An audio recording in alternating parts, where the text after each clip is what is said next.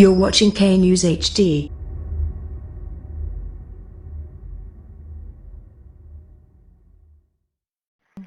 अस्सलामुअलैकुम, आप देख रहे हैं के न्यूज़ चैनल। खबर शामिल करते हैं लाहौर से। हमारे नुमाइंदे इरफान खान की रिपोर्ट के मुताबिक जहां गुलशन रावी के जी ब्लॉक में रियाज़ मेमोरियल अस्पताल में एक ही घर के 6 मरीजों को अस्पताल मुंतकिल कर दिया गया और जी ब्लॉक गुलशन रावी को मुकम्मल तौर पर सील कर दिया गया।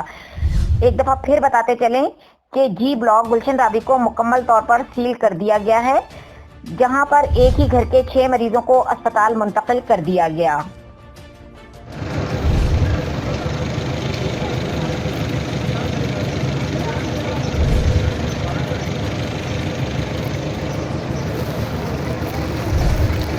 आप इधर आ जाएं।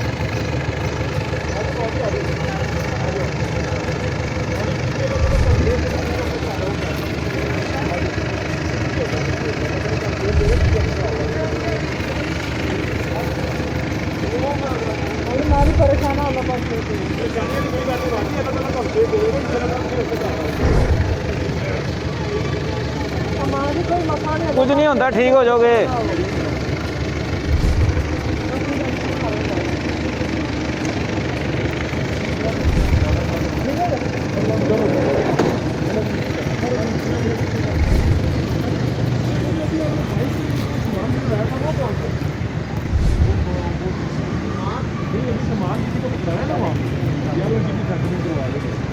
कोई नहीं यार, नहीं परवाह नहीं यार।